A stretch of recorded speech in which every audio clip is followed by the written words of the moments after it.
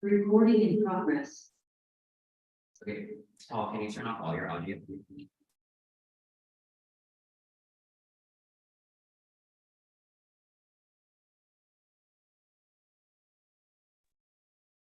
Hello. Morning, everybody. Hey, can everybody hear us? Will you give us like a thumbs up or a wave? We're not sure if with all these cameras and if we're clear. Hello, I can hear you. Great. Good morning, Alexander. Actually, we wanted to ask you, did you we know you were working on a toolpath. Oh no, I have a process. Great, never mind. Andy took part of your toolpath because it looks so cool and just processed it anyway. Oh, cool. Okay, so good morning. We'll give it just a few more minutes, but maybe a pretty chill day today in terms of the people who are coming.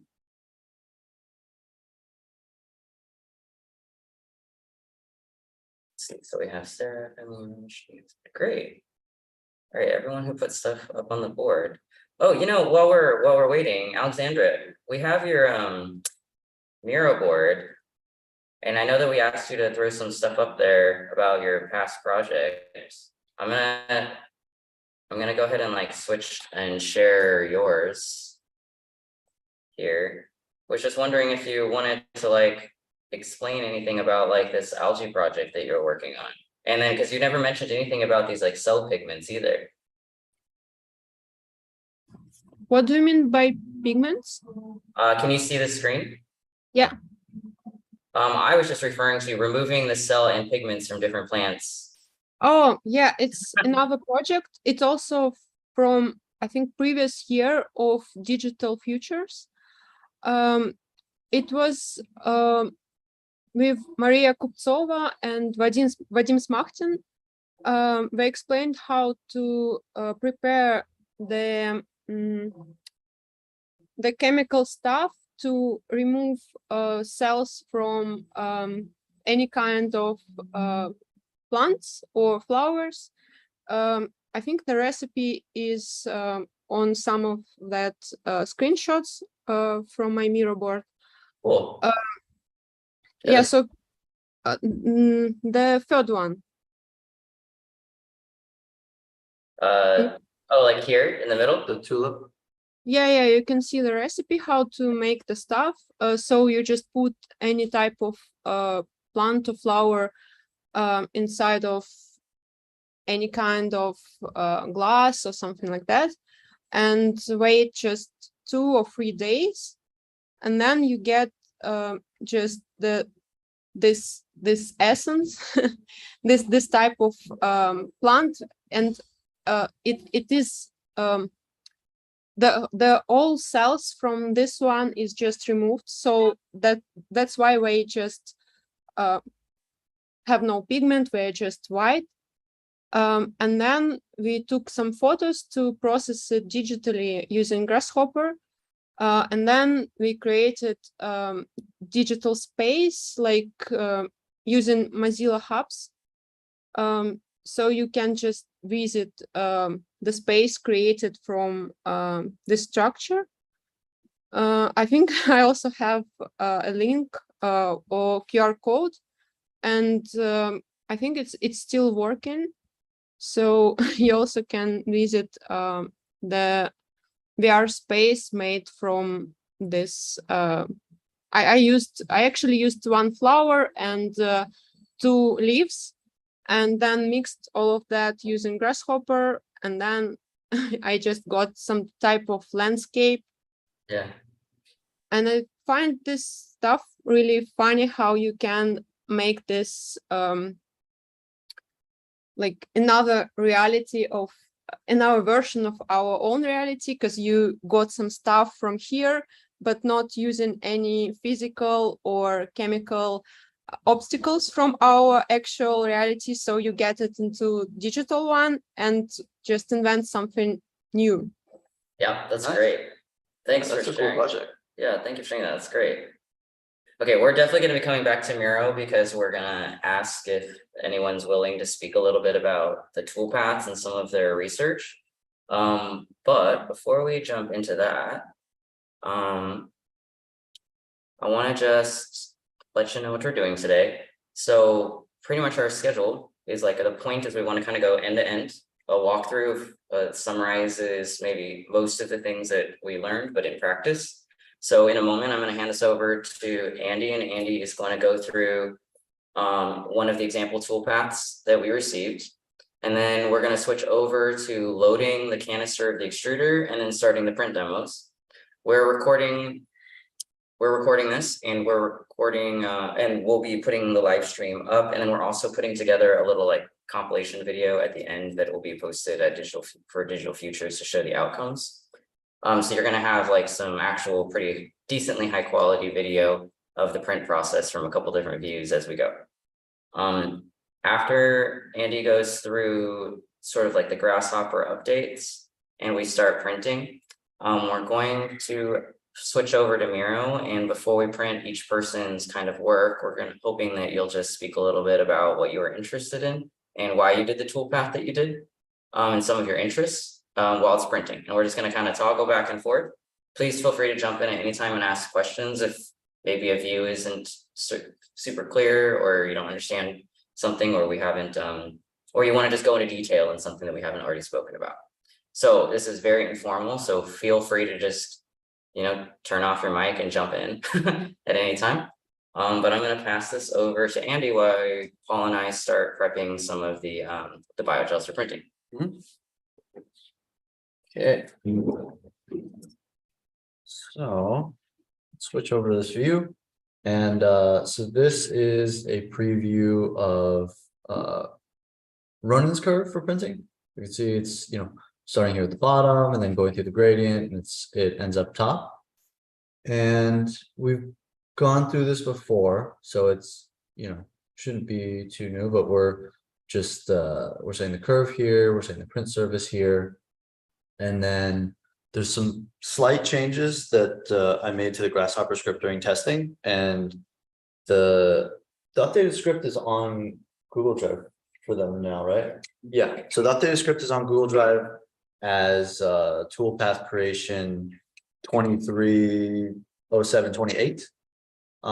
It's in the session for demo folder. Okay, yeah, so it's in the session 4 demo folder. Also, I haven't uploaded all of them yet. I'm kind of going through as I've been generating the curves, but for everybody that sent in a toolpath, I will have your toolpath updated into the newer file with basically the settings that we're using. And where is the mouse? There we go. So the first change is that we're mostly over here where we have offset above bed. This is just for like ease of use sake. I'm typically setting the offset above the bed here, and then the kind of fine tuning is the one that's done over by the G code. So that way it doesn't get too confusing. And that way we have we can have a set value that's our kind of target value, and then we can have a kind of fine-tune adjustment value. So got that there, and then we can go over and we can see that right now it's pretty okay because we can kind of move the nozzle up and down as we need to. So nozzle offset is just going to be at 0 because we're letting the first half of the script take care of that, of the print height. And then got all of the plunge and retracts are kind of cleaned up in this new cluster. I think you guys got this on Wednesday, but I'm not 100% sure. And then we've made some changes to the IO. So the IO is working, and I can kind of go through some of the changes to the Python. So this is just like a big data dam. So it's going to keep all of the changes that you make from getting sent over to the G code until you need them. Where is this window? Okay.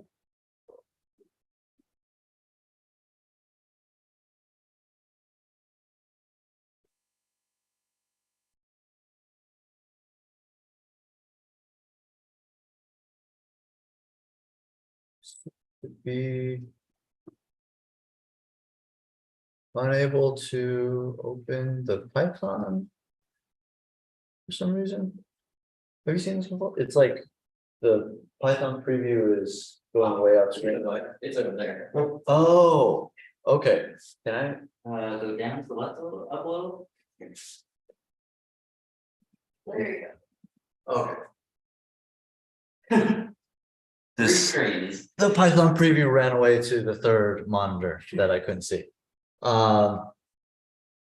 So in here, the first major change is that we're adding this loop in the beginning. And, you know, if you don't have a ton of experience in Python, all of this is basically doing is it's adding a number of lines at the beginning that are just extrusion. Like we were talking before, because the biogel is like a liquid, we have to build up a certain amount of pressure in the tube for it to be able to print. Even if we had just like finished another print, there's still going to need to be some pressure buildup. So this is basically just running the extruder a set number of steps, and you're setting this as that per steps value. There is a slider for that right over here.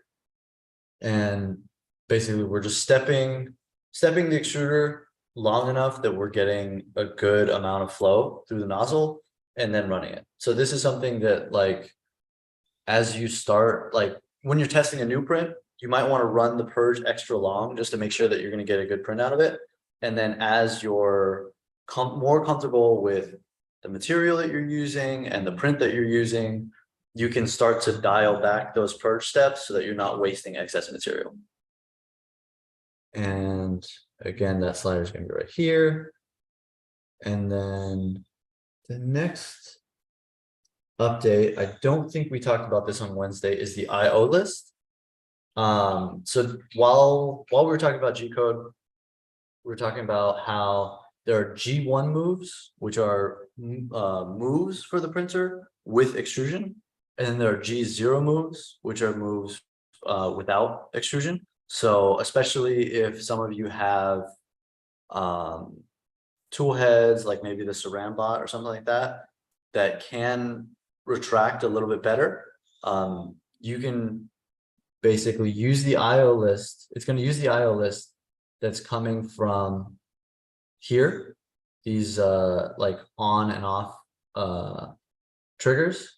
And that's going to separate your code in between G1s and G0s, so you're not, you know, printing excess material along your travel lines.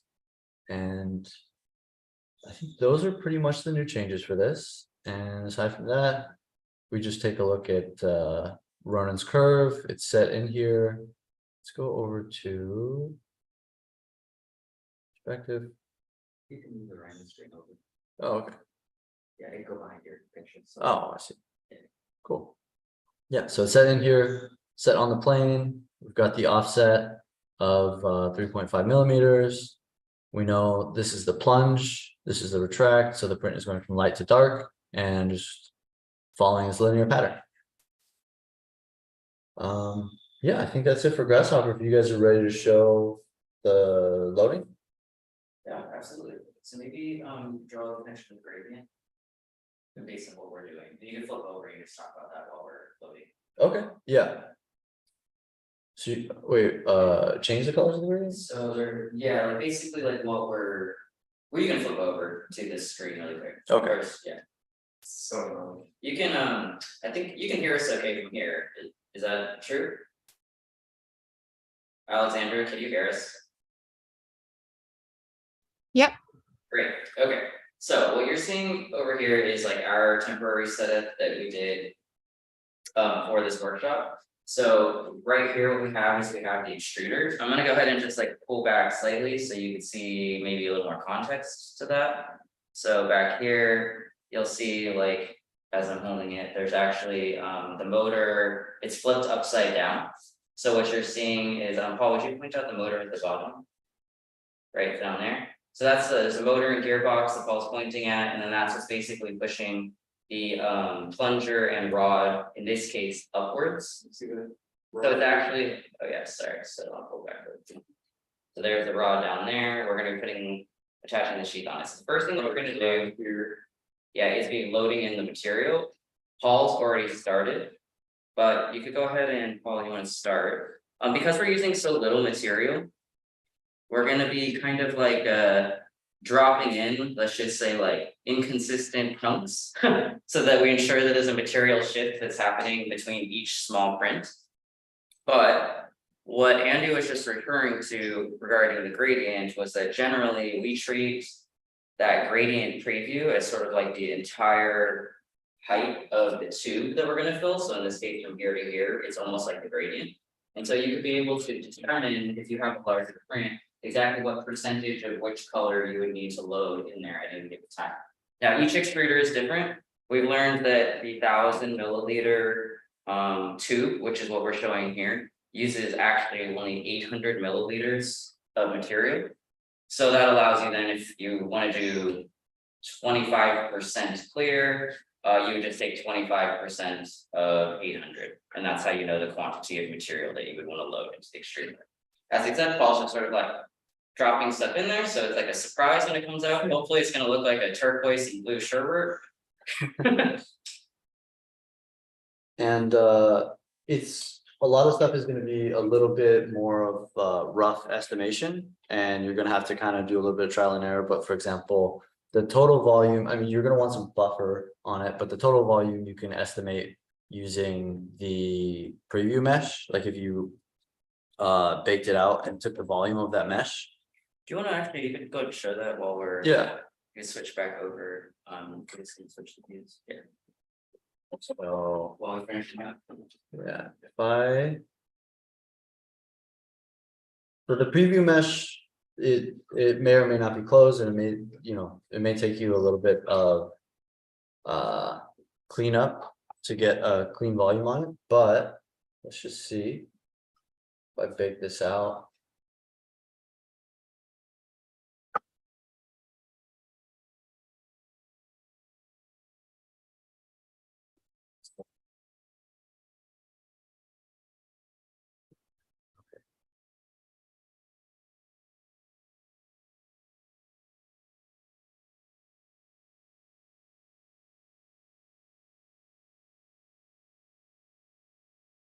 There we go.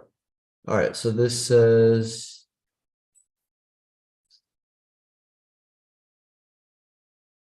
no, that can't be right.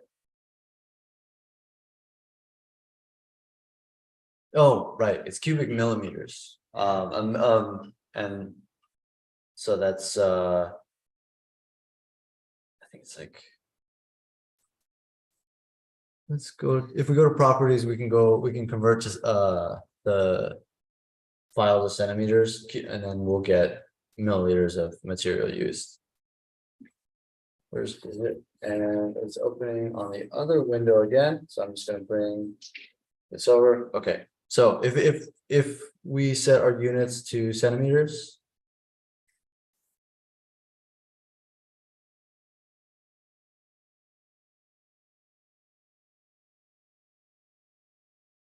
Okay, so this is a pretty small print, 57 milliliters. But that's kind of a quick way to estimate how much material you're going to be using. So I'm going to back out of that.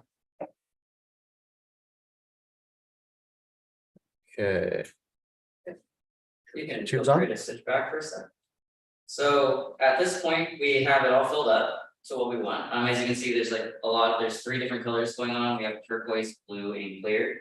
These were each following the same technique of independently kind of like producing each of these bolts, so that way we knew what our gradient was going to be. And then we go through and we are able to load them into the extruder. Because there's no auger, the extruder is not going to be mixing any of the material any further than it already is deployed. But some material may catch on the sides of the tube and also catch kind of like in, you know, as it's funneling in. And so sometimes you might get a mix of colors anyway. But as long as you pick sort of like nice complementary colors, there shouldn't be a problem. Okay, it seems like we overloaded it a touch. When at out of load, one of the things that we suggest you avoid is allowing the material to flow through the screw holes. Like, Like we have demonstrated for you here. This is actually happening because we have left material in the tube for like an extra long time. I don't even think you can see the tube. So it's here, I'm gonna go ahead and move that. So there, normally when you put on the top has like a void space. But in our case, we didn't empty out that void space. So you can see inside of here, there's actually old white material that's still stuck inside of there. That's kind of like really thick, and that's what's clogging the tube at the moment. So we're just gonna clean this up. And then we can go ahead and attach this and screw it in. Maybe we can pull out a little material since Or do you want me to just back off? I think it's okay because the puncher's not attached. You'd have to be able to reach down and Right. pull it out.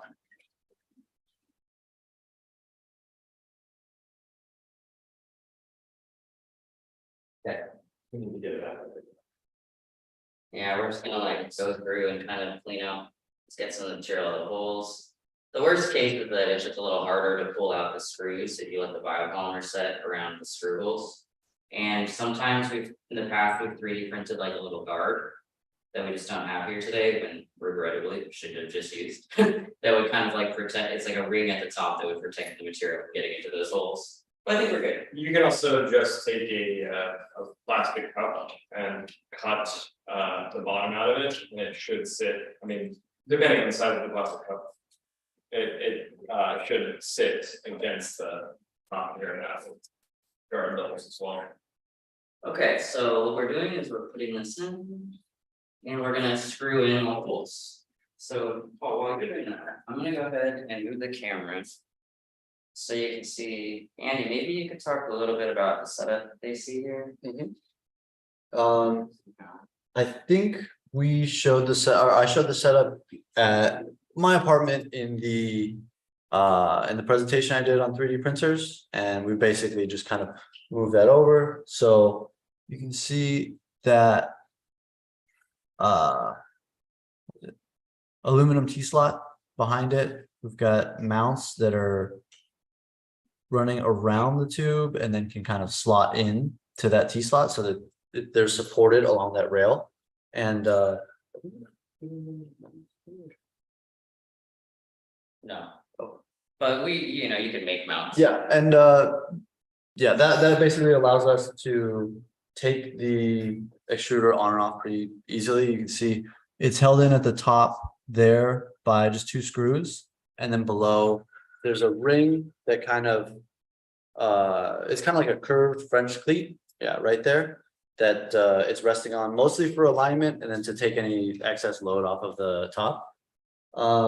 And then you can see up above on the extruder itself, there's that mount that we designed to hold the nozzle to the other side of the extruder. And then from there, you need to make sure that the hose has enough slack that the extruder can move to both sides, or basically everywhere that you need it to, without pulling too hard on the extruder, because these aren't really, like, desktop printers like this aren't really designed to have a lot of excess force applied to that mount. So it will bend and it will kind of pull it out of alignment during printing. On the other hand, CNC, like we saw before, CNCs, because they're oftentimes meant to be drilling, the connection between the gantry and the tool head is going to be a lot stronger because it needs to be able to resist that force. So it's just, your setup is basically going to be particular to what what equipment you have and what you're trying to do with it. But those are the kind of things that you need to think through as you put together your setup.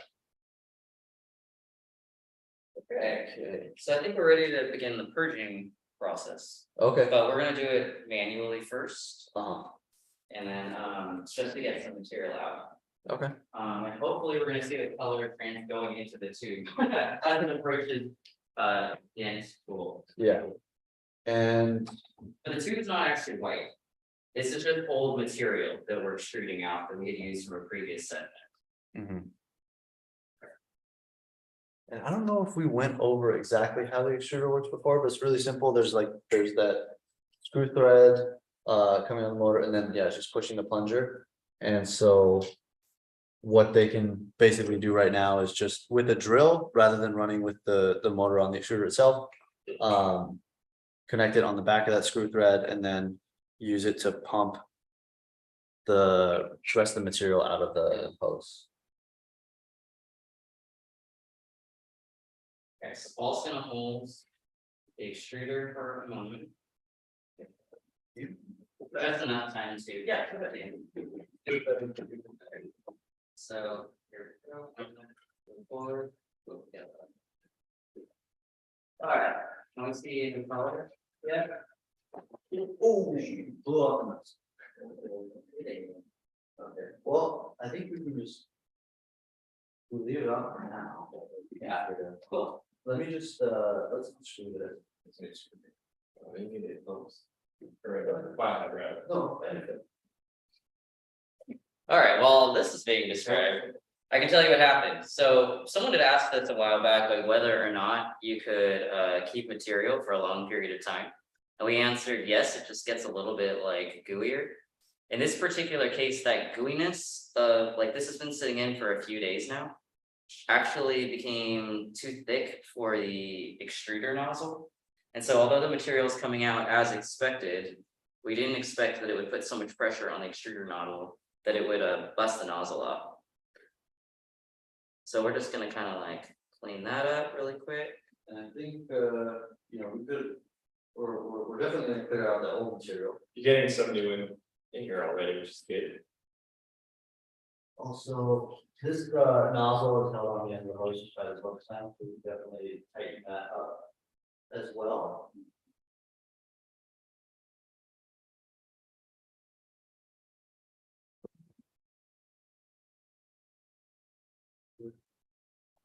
Well, I'm going to take this opportunity then while they're updating. I think that all of us are very interested to sort of know exactly kind of like where your thoughts were in like in some of your own explorations of both the material and the toolpaths. So what I'm going to do is I'm going to pull up the Miro board here. We are currently printing, let's see, Ronan, you're not here, right? No, not right now. So I think the next one that's going to be up that we're going to print after this is actually Sarah.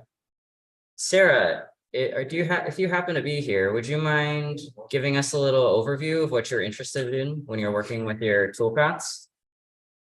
Of course. You guys can hear me all right? Yeah, and I'm going to go ahead and mute just so that our drilling in the background doesn't distract you. Feel free to share your screen if you'd like. Otherwise, we can. Oh, no, I can look at yours. I'm on a road trip, so I was listening. Oh, perfect. Thanks for calling in on your road trip. Absolutely. And enjoying the whole process. But yeah, I was playing a bit with density of lines. I haven't used so many materials in general in my digital fabrication processes. I worked at LTU in Detroit. We do have an extruder, like a clay extruder. We're exploring that quite a bit. And then recently, I was interested in 2.5D kind of materialization of geometries. So some of those drawings that you're seeing have been implemented with ink. So it's like using soft brush. So I was curious to try and see what happens if those lines actually become some sort of biomaterial. And in the help session as well, we talked about that a little bit. Given also the short amount of time, I didn't have much confidence in the use of the grasshopper script to control like all the directionalities of extrusion of each line. But of course, that's something that like with a little bit of practice can be improved. But for sure, there's a component of density. There's a component of like what happens when we start to overlay things or like to intersect things in sect lines. And each of, basically, I selected 3 of these iterations, and for each one I submitted to you guys a 2.5D version and a flattened version, so 2D drawing and 2.5D. And then, yeah, based on your expertise, maybe you could, I don't know, select one iteration that you think might be successful in the Yeah, extrusion. Yeah, no, I think that Andy grabbed 1 or 2 of these. I don't know exactly which one it is that we're gonna print, but I think that all of these are really interesting. In particular, the fact that you're like using the toolpath as part of like the design itself, I think is something is very critical. I know that you and we were speaking about the fact that you were creating like optical illusions with your patterns, like in the sense here, and that led to an opportunity to move into kind of like 2.5D. So I'm glad to see like from side view, some of these like toolpaths are taking like non-planar approaches. So that should be quite interesting. And especially some of these here where you get like an overlapping. Now, something that will be interesting about this one is the sequencing here will be different than we expect, because it's funny, when you and I were speaking, we were talking, and actually this is to everyone's benefit. Optically, it looks like there's like a layer at the bottom that then like comes up and folds over on top.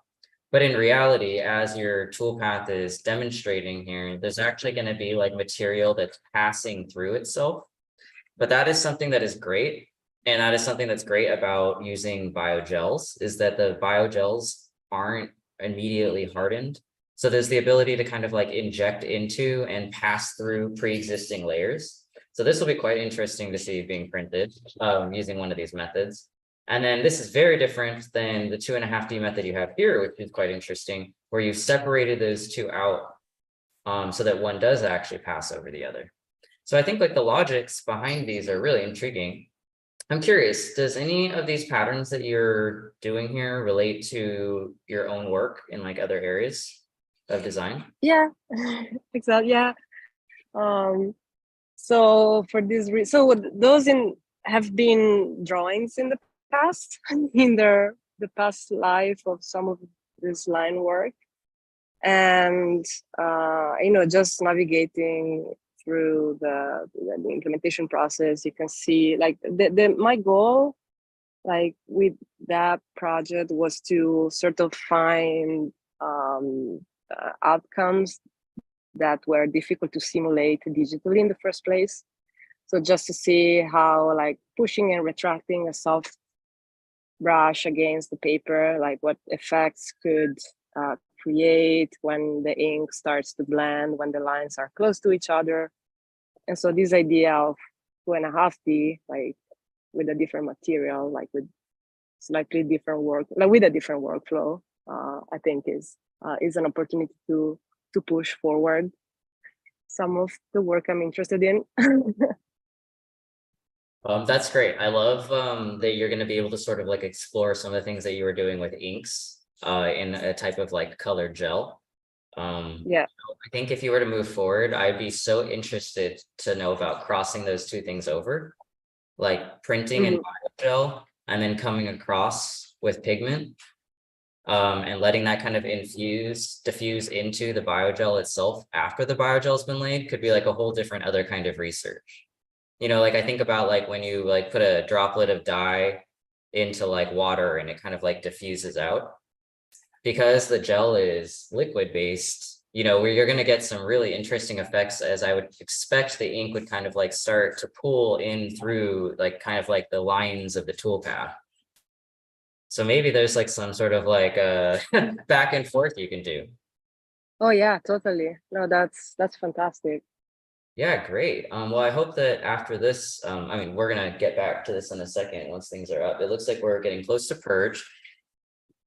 And then we're gonna start printing again. But since we have the opportunity, I think after we print some of yours, Sarah. Oh, by the way, did you have any opportunity to test any materials out, or were you purely digital currently? Currently, but I have the material. Just yeah, No problem. I didn't have time. The timing didn't work, but I'll play with that. Yeah, no problem at all. I know that, okay, so I actually would be interested to hear from somebody who has worked with some of the material. I see that, Roshni, I know that I didn't have a chance to speak with you directly. You worked with Andy during our sports session.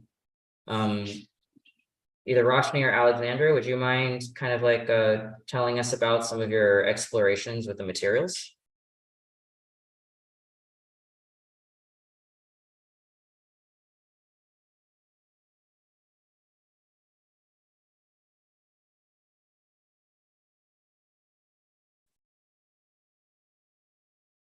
We'll revisit Roshni later. Alexandra, would you mind kind of like jumping back and letting us know what some of these, what some of your interests were, and kind of, I would personally really love to understand the visual representation of sounds that you're working on here. Yeah, it started a bit far from this topic with Biogel, because I was interested in the impact which material and sense of touch could make on human. Like, you know, the articles about how textures in interior can influence on people with some diseases or on children while we're studying. And then I tried to prepare the biogel, and, you know, then you showed us the preparation. I was thinking that it's a lot about visualization, the colors, and, you know, all that stuff. But then I tried to work with this. I understood that it's also a lot about sense of touch. And then I read another article from like people just described, like the artists, they described their relationships with sound, with music, and one of them said that his wife is actually a musician, and like this, the music is the language, and it's common for all people, and it's easier than any other language. But I also thought that art is also a language, and it's interesting how they can translate one language to another. So I tried to search for some kinds of how different soft could visualize the sound. And then I found the milk drop and tried some, like, you know, you have a set of settings also inside of the visualizer, and I just played it with this, and then I got some pictures. Then I created a script inside of Grasshopper, and then just layered like the parts of the music. I have here 1, 2, 3, 4, 5 layers. So yeah, that, I think that's all. And then I just cropped a part, and now it's the sample. I think that's really cool. I'm really impressed by how you're extending sort of like the workflow. Yeah, it's like you're really taking kind of like the input as an opportunity to embed some sort of like concept to the way that your toolpath is working. And I think that's really interesting. As you pointed out, there's an opportunity beyond just aesthetics, but a way to translate data and interpretation. And I think that there's something very intuitive about the way that you're approaching identifying that the gels themselves have such like a material, or the materiality of the gels can't be ignored. That it's not just like a visual digital exercise, but there's actual physical interaction with the material. And I think that it's really interesting that you're then taking the opportunity to translate a different kind of sense into something that is also physically sensed. So very cool. I would love to see, I mean, I wish we had like a bigger setup so you could just print the whole thing. And maybe in the future, hopefully you will, but we're definitely going to give this a go. This is the actual screenshot of what Andy has. Is that correct? Yeah, it's just a part of the whole pattern. Very cool. Yeah, great. That's very exciting. Okay, so And yes, and then I see your workflow here. Very nice. Great. All right, I know that we have a little bit more on here. I think that Joe is from, I think on a very different time zone than us and cannot be here, but I also see some more work from Femi. Femi, do you happen to be on and could walk us through some of your research?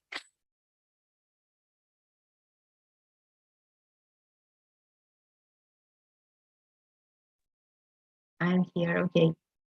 I'm still want to add some images, Okay, and I'm testing the toolpath also.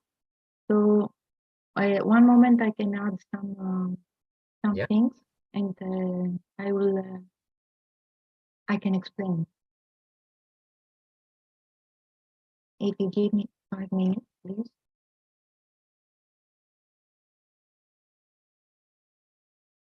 yeah, no problem at all. We'll just, you could take a moment. While you're working, I have to say, I really appreciate the different types of textures that you're exploring here. It seems like, I think, based on what we've already heard, the work that you're doing here is very much focused in like the tactility and materiality and visual texture.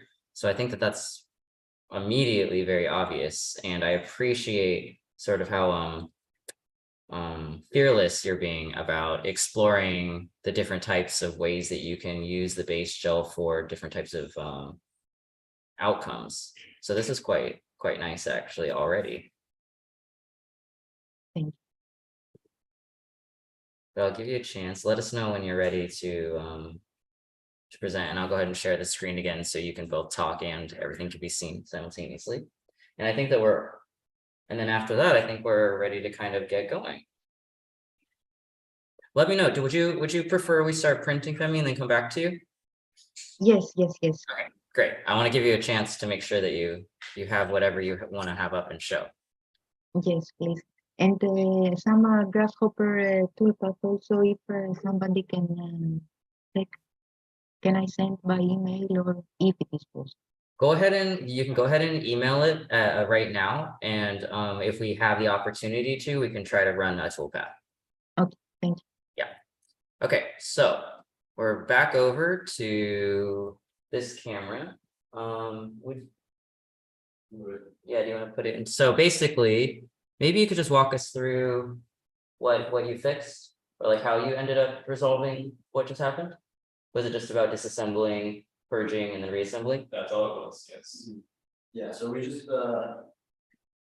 had to take these clips off this side of the extruder so that we could pull the nozzle off, and then we just loosen the hose clamp, fit the new nozzle, or clean off the nozzle of the old material, fit it back on, and make sure that the whole assembly is now filled with just the new material and none of the old chunky material that like had been in there for a while from testing. And Cool. I love that the tube is blue now. so for this first print, the way that all of these prints work is that basically it's going to start up, it's going to do the mesh leveling, and then it's going to move up to the first point of the print that's raised above the bed, and then just run the extruder to get flow going through the nozzle. And since we've got a new batch of material in, this is the first print of the day. This first print has, I've outputted it 3 times with different purge lengths, just so that, you know, we don't want to use excess material, and we don't want to start a print without purging enough. So just as a precaution, we're going to do the long purge, and if it seems to be going too long and we're using much material, we're going to go and switch down to a file that has a much shorter purge. You could also, and this is something that I was doing during testing, I had a separate file that would just run the extruder only. So it would move up to the top in the middle of the tool bed, and then it would just run the extruder until I got good flow, and then I would quickly switch over to the thing that I wanted to do. But embedding them in the beginning of the prints is something that's going to be more repeatable once you've got your testing done. Okay. This is. SD.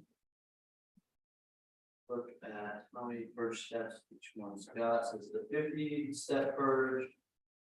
The 200-step purge. And the 100-step purge, so I'm just gonna start with the one, just to see. Yeah, I can see that, but let's see, can we, there we go. Okay, yeah, there you go. In the future, one thing that I'm thinking about right now is, whatever element you change between your print files, it's probably best to have that at the front, just so that you can more quickly see what the print is going to be. You don't have to scroll all the way. You don't have to let the print scroll all the way through its options. But let's do this, and then I'm going to get. So we'll watch you go through the startup routine, and I'm going to get a paper towel to catch the excess material that the person will be in.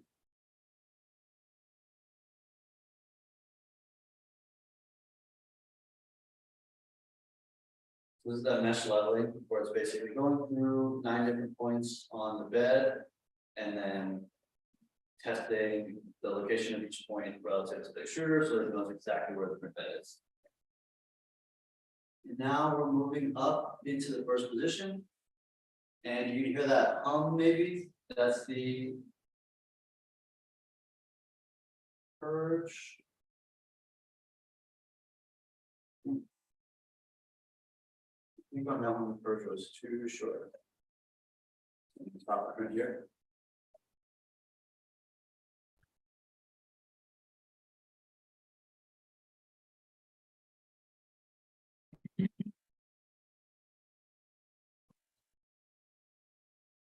Again, if anyone has any questions or wants any further explanation, just jump in and call out. We're kind of walking around, so we may not see if you put a hand up or anything like that on Zoom.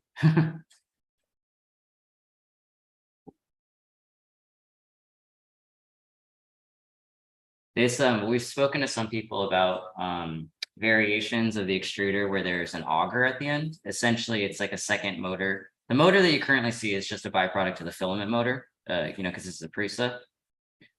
So there is actually no motor at the end. So that really long tube, as Andy's been talking about, that has a lot of back pressure, we're just waiting for that pressure to build up appropriately so that way we can have a consistent extrusion come out. And this is what you can focus on. And this is kind of like what's happening right now. Yeah, there we go.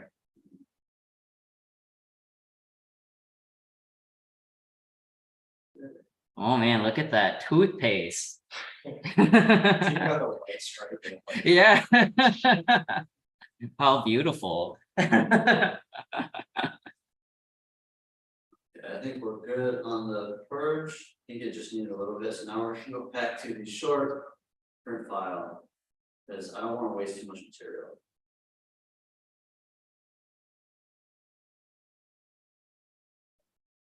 Now, if we had an auger at the end, this extrusion wouldn't have to rely on so much back build pressure and won't have this kind of like hanging out. Thank you. The camera keeps falling out of focus.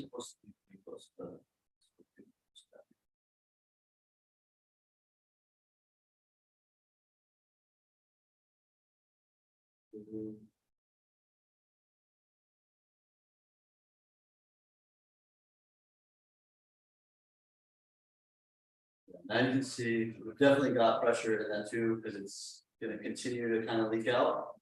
And so I'm just going to keep this paper towel nearby so I can get any of that excess that I need to.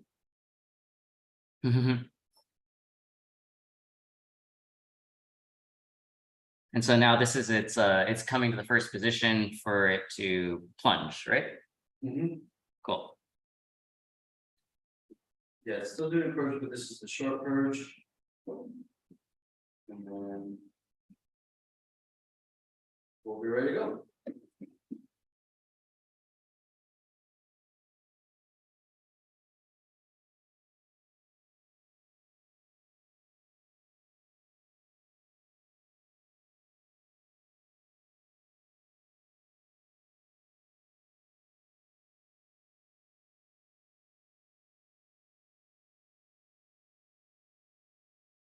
Okay. So now it's done with the purge, it's moving up to. Point.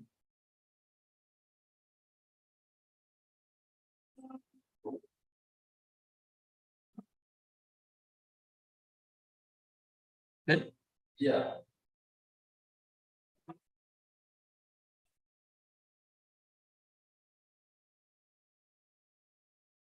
Looks like we're having a little trouble with extrusion on this one.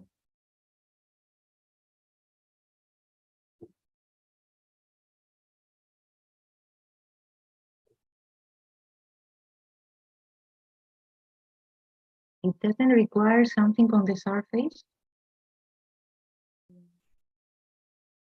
What was that question? I'm asking if it needs some kind of in the surface to stick to add on the yeah. printing. Yeah, that's a good question. So we're printing directly down onto the print bed.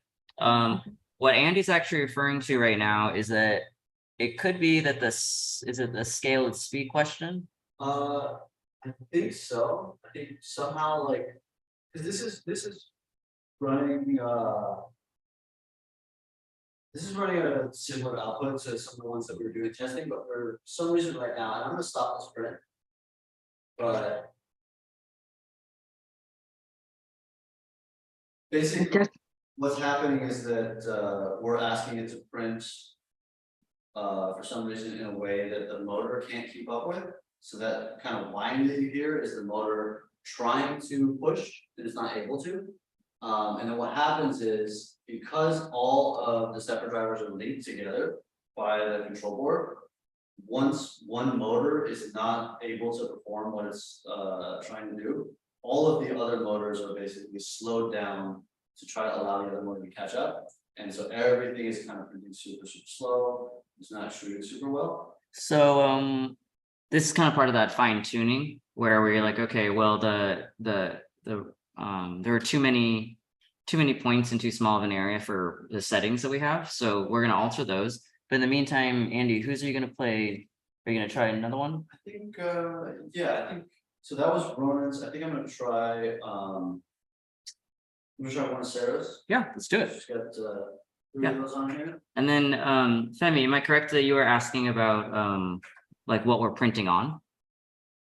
yes, if you put some paper or something. Yeah, so we've thought about it takes a little testing to find the right kind of material. But what usually happens is that we would put down like you would want to print on something directly, like baking sheets, like non-stick baking sheets are really great. It's just that for this print bed, we have a very small one and we want to be able to film it. So we would put down something like either a silicone mat or a baking sheet and print directly onto that is preferable. In this case, we're just printing directly onto the Prusa bed because there's a fine texture on it that mimics the same thing as like a baking sheet or silicone, so that the material doesn't just like slide around. But we obviously can't bake this. In the future, we would probably do put down some other kind of material. Okay, so we have one of Sarah's loaded up. I'm not sure which one, so it'll be a surprise. Perhaps Sarah, you could guess as it's printing. It's just doing the mesh bed leveling sequence, and then we'll give this one a go.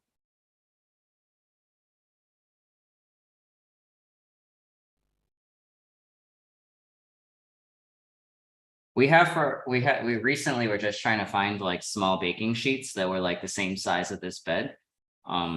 Honestly, not a baker, so I didn't realize that in most cases it would be only for like deep, they would be like deep baking sheets for like brownies and stuff, cakes.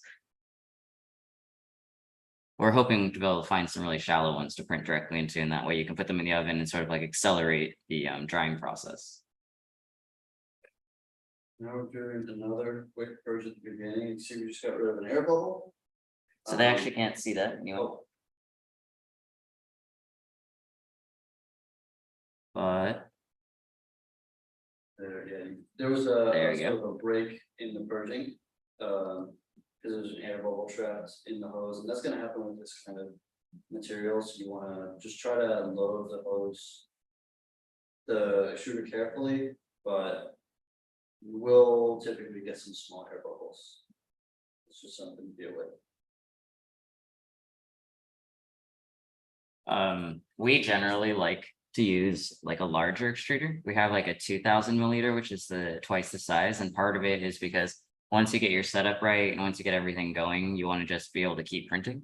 So this sort of like setup procedure of trying things, maybe needing to alter settings is probably what should be expected for each time that you start a new setup.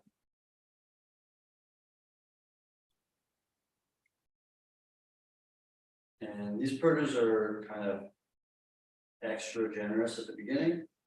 But I think the next ones we'll re-export with much shorter purges because it doesn't look like we're having any trouble getting the extrusion in these. Yeah. I think it was just that first one where we tried to clear out the old material. Yeah.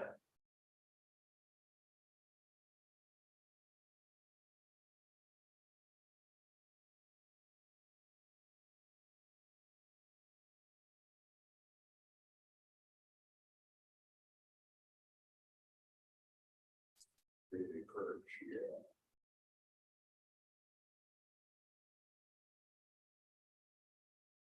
Now, when you do these purges, and you might be thinking to yourself, wow, that's a lot of material that's being wasted.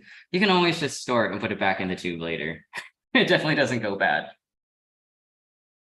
Sometimes we have like a container where we just have it go into, and it's like a Tupperware or something, and then we seal it back up and use it a different time, especially if the exact color isn't too problematic.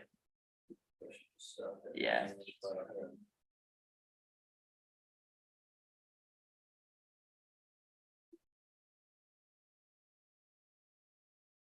Oh, it's hitting Yeah, it would bump the.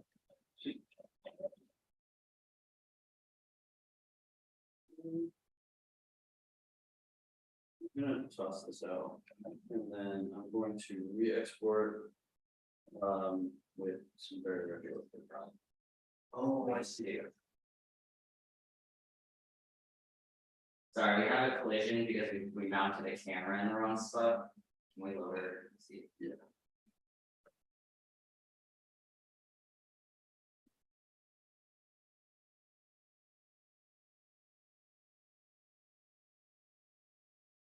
It's doesn't want. Do is lower B, we're gonna turn off the power. Okay. And then have you done this manually before? If you grab the Z rods and then rotate them. Yeah. Yeah. Okay. So that is the reason we should.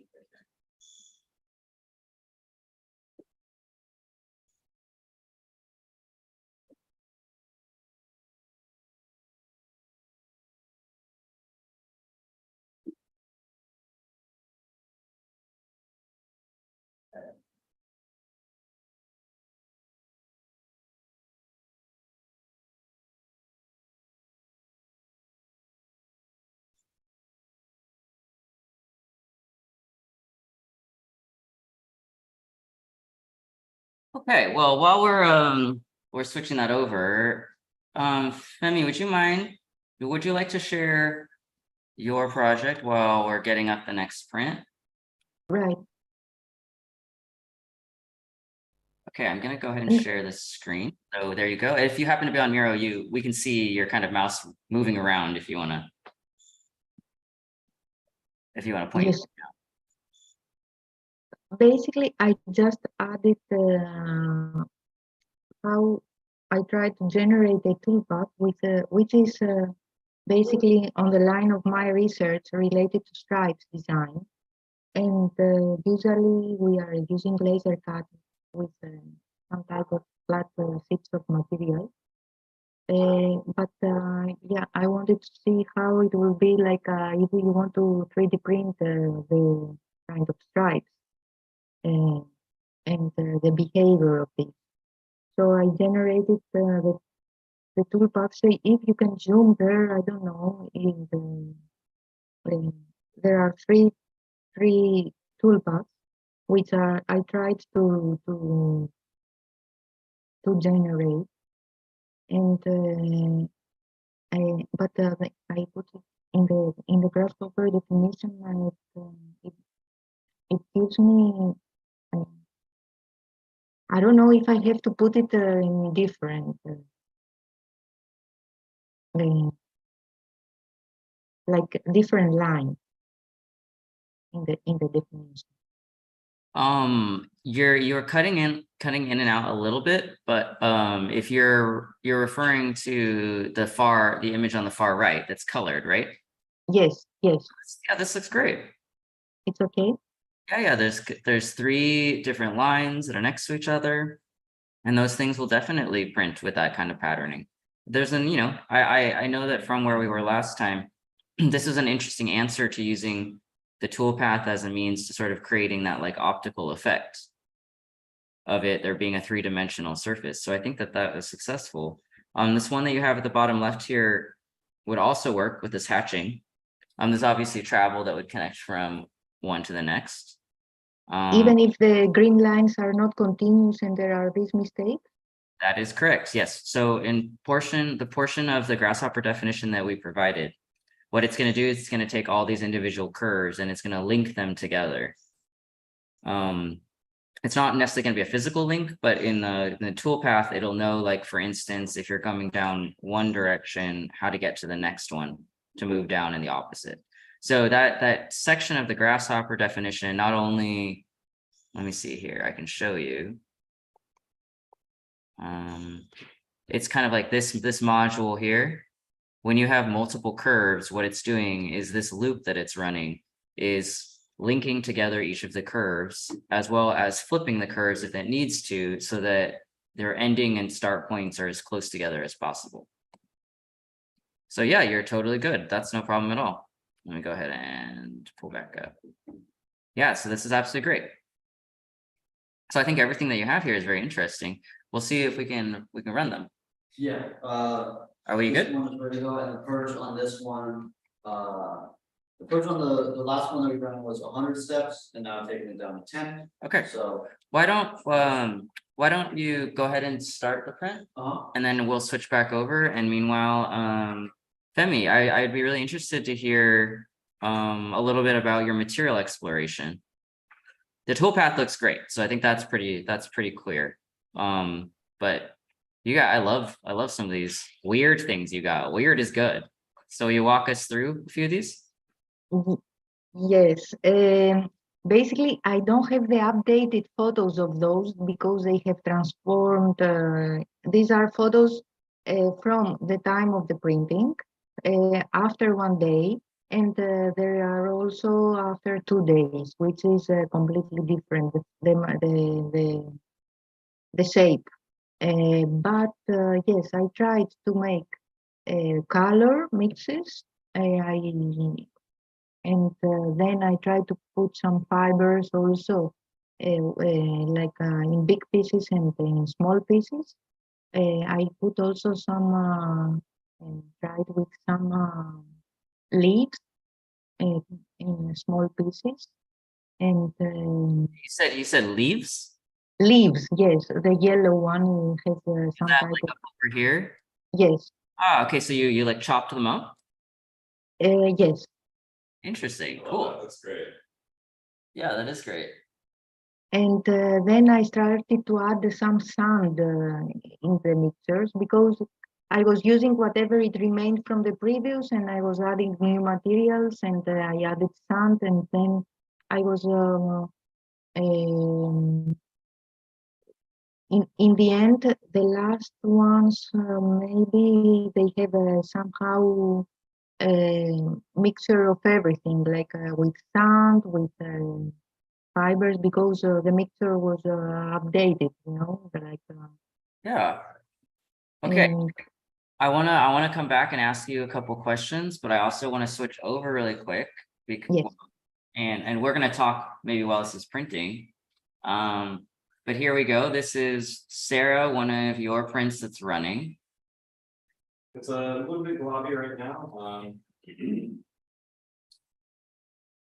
And this is probably due to the tool paths being next to each other really closely. I think it's it's partly due to that, and then partly I think.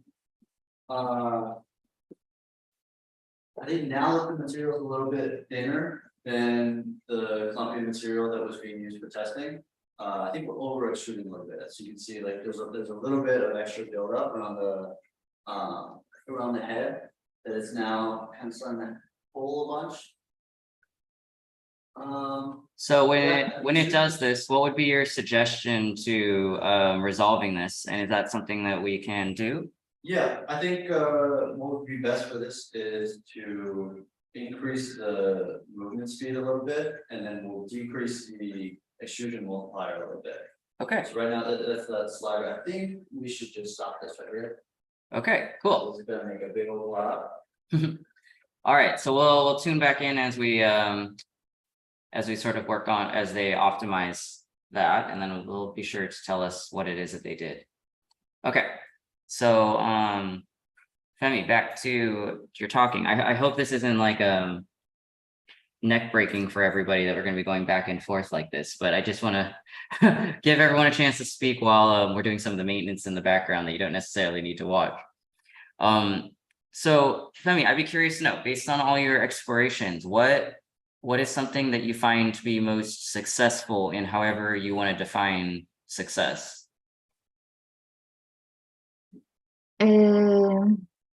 Yeah, successful. I mean, which of these you mean? Which of these they perform better, or successful in what sense?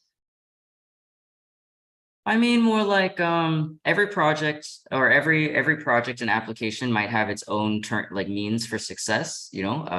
Like for instance, there are applications where putting in really large aggregate, like the rocks that you did, would be very interesting to build out, let's say, a sculptural form. Obviously, we would call this unsuccessful for extrusion because the rocks would never get through the extruder. So it's sort of like something that you get to define for yourself. Whether or not sometimes success is just that you find it very visually compelling and it inspires you to move forward. Other times it's a technical question, like, do you like how it feels and how it performs? So this is really, there's no right answer here. I was just curious about what you thought was the most interesting and the most successful in your own terms. Right. I found very interesting the mixture with some with the fibers, like in the middle of the frame, in the middle of the fibers. Yes, that one. With the big pieces, not with the cut. Because somehow it's the most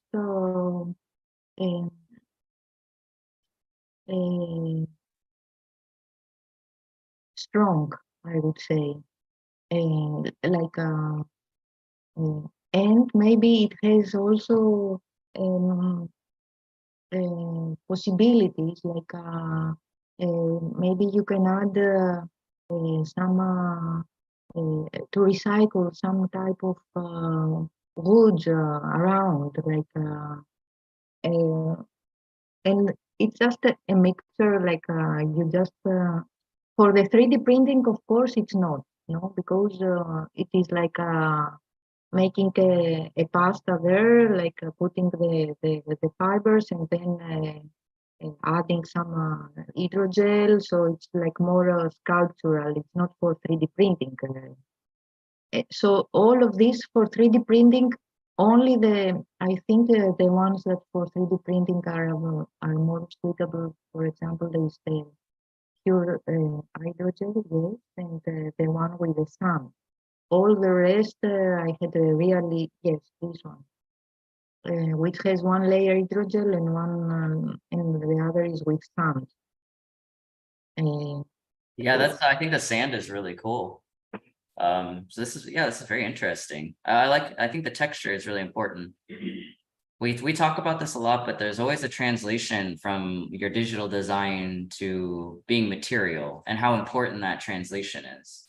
You know, the way that 3D printing has been leading for many years has been that you use a homogeneous sort of filament where it's the same material that prints the object. And I think like we're getting another version here printing. I think it's something that's important is like, you know, you explore. Oh, you can hear that in the background. Yeah.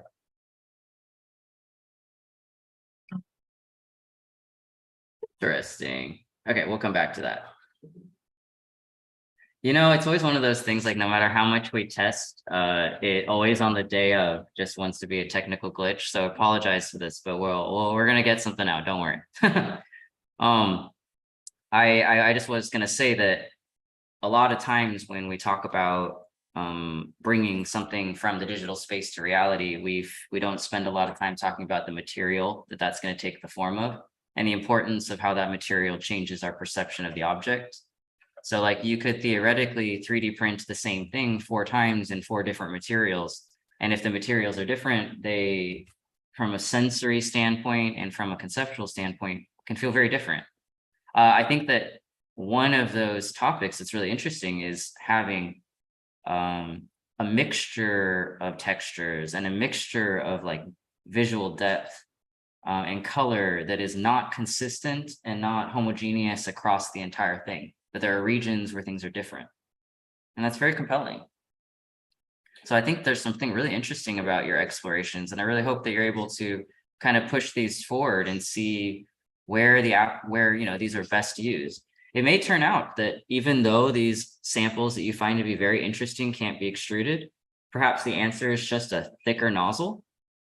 No one's saying that you have to have a 4 millimeter nozzle all the time. You know, you could have a 1/2 inch, or sorry, that would translate to something like 10 to 12 millimeters, I think, if you really wanted to have something be extra thick and it's just a really thick extrusion process. Or you do a combination of laying some down by hand like you have here, and then you go on top of this with the 3D print and add in some pattern lining. We do that hybrid approach sometimes too, where we'll lay out a sheet and then extrude on top of it. Yes, yes. Or the stones, or the. Yeah. So what we're going to do is we're going to just assess kind of like what's maybe the technical hiccup that we're having here right now. So why don't we take a 10-minute break? We'll come back, see where things are, and then that way we can make sure that we get all hands on deck to get this demo going. So I'll see you back here. It is now 11:15. Pacific time. But yeah, Pacific time for us. Let's do like 11:25. So see you in 10 minutes. Thank you.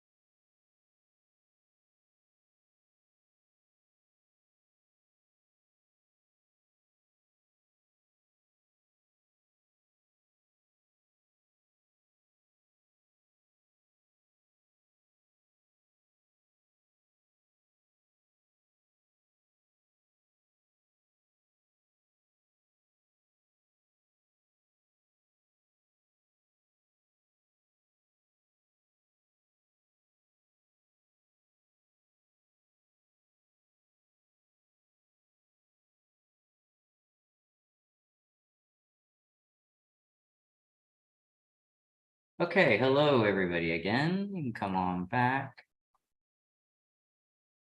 We pretty much have it figured out. It's just a matter of settings. Basically, we just had needed to calibrate the speed of the motion versus the speed of the extruder, so we could get a little bit more or a cleaner line work of the toolpath. So we're just finishing up that calibration now, which by calibration I truly mean it's like a matter of us just testing a few different settings. Yeah, so on the grasshopper definition, basically the two sliders that we're moving right now to change this testing is the extrusion speed and extrusion multiplier.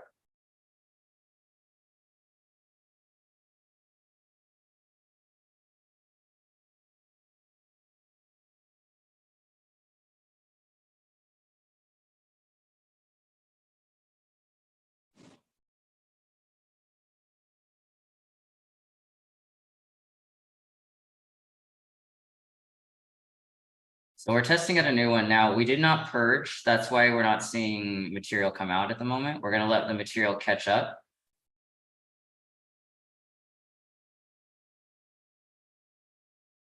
But you can see that it's a finer extrusion. If we had good flow, it'd probably be pretty good. Yeah, let's see close turn over. So there's at times like this where what we're doing is we're essentially waiting to see one, if the flow is going to build up and then we know that everything's okay. Another is questioning like whether or not we need to increase the rate of extrusion or decrease the speed. So at the moment, it may be kind of a mix of both.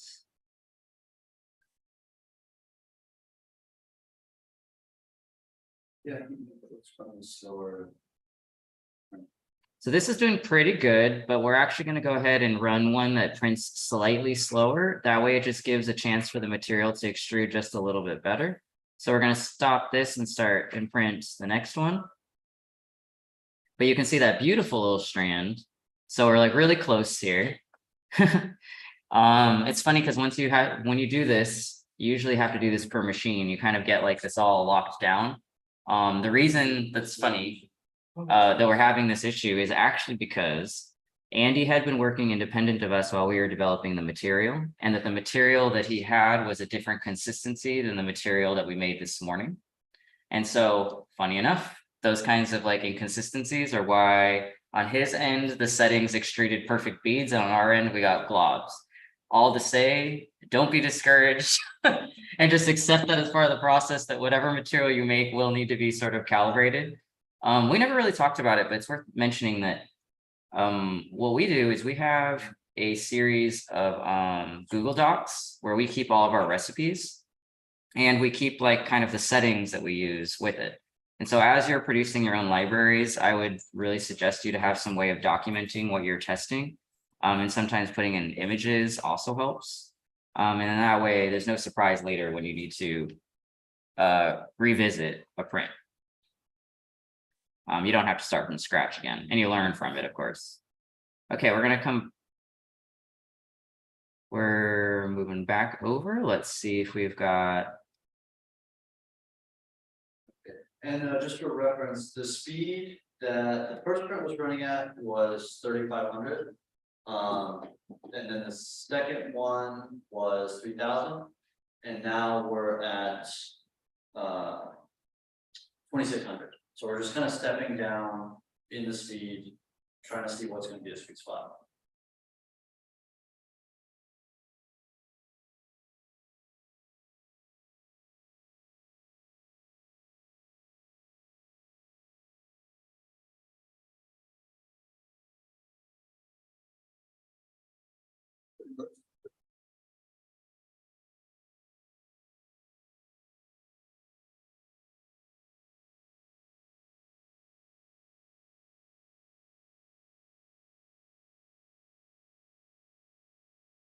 Okay, ignoring that sound, the extrusion's actually looking pretty good. Okay, so I didn't break the workflow. I'm glad. Yeah. We were just being nice. The whole time we've known it's been your fault.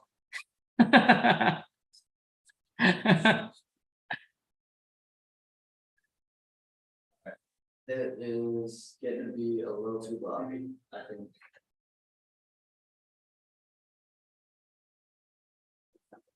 Hold on. Well, Okay, well, let's go back to that other one then and yeah, run the print. yeah. Okay. So in this case, we got a little bit of funk. I'm gonna run the other one at that medium speed, but with a slightly increased extrusion. Sure. Very slight. Okay. All right, we're gonna give this another go. I appreciate everyone sticking through this. We really did think that we had this all perfect before we jumped on today, but apparently not.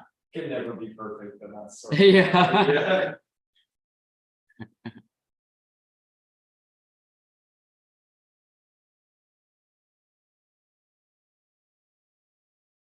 Hmm.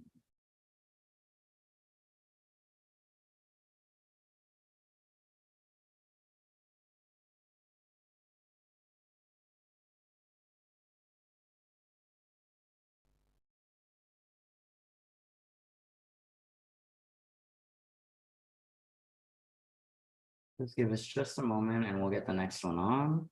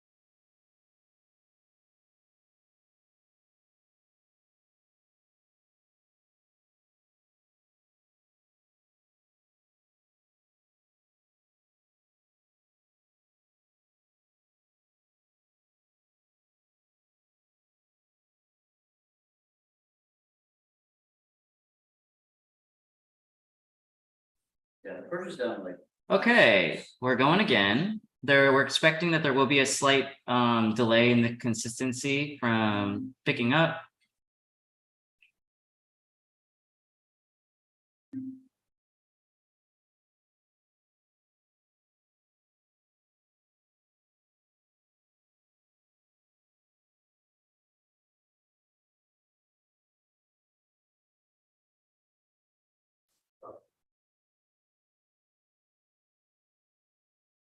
Okay. All right, this is what we're gonna do. We need to pivot a little bit. We were really intending to do all this live, but I think that everyone has been very patient and there's clearly like we have a little technical glitch to overcome. This is no problem. What we're gonna do is we are gonna run the toolpaths and we are gonna record them in high quality with the same views that we've shown you here. And then what we're gonna do is we will upload them and we are gonna send everybody video, a high quality video, or we'll put it on the drive so you can access this to see your own extrusions. And then we will also send you an email explanation of kind of where it is that we're hitting a technical glitch. And then that way everyone understands what's going on. For anyone here who wanted to discuss any features of like your print as it's printing with us, please just email us after we send you the video, and we can set up individual times where we can kind of like scrub through the video together, and we can do little one-on-one sessions, even if it happens outside of this week, to try to make sure that everyone kind of gets that satisfactory ending to all the work that we've been doing thus far. Does that sound okay to everybody? Yes, thank you. Yes, thank you very much all. So what we'll do is we will just make sure that, like I said, when we're all done, we will update everybody. Before we go, I want to just let me see here. Let me switch over to the view here. Oh, yeah. We all just want to thank you for the opportunity to kind of show you our workflow, and then we appreciate everybody's interest and patience in exploring some of this on your own. I hope that at no point during this process you've gotten any indication that we think that the work that we've started here ends at the end of this workshop. It was just a means of sort of introducing everybody for the first time to make that first plunge into biomaterials if you haven't already, and to start to connect some ideas together so you could begin your own work. You have our email addresses. We will do what we can to reply to emails as you continue your own research. And we encourage everybody to continue like exploring and adding on to the workflows with your own creative intent. So I want to just personally say thank you and pass it over to Andy real quick. Hello. Yeah, sorry again that the live demonstration isn't going quite as smoothly. I think that is definitely going to be the nature of trying to explore new things, and you're going to have to be tinkering and testing a lot. We will get those videos out to you, and I think yeah, I want to say as well, thank you all for participating. I think the work has been really interesting going to begin with already, and it would be really cool to see more of this get done, and see how you guys progress with it. Thank you.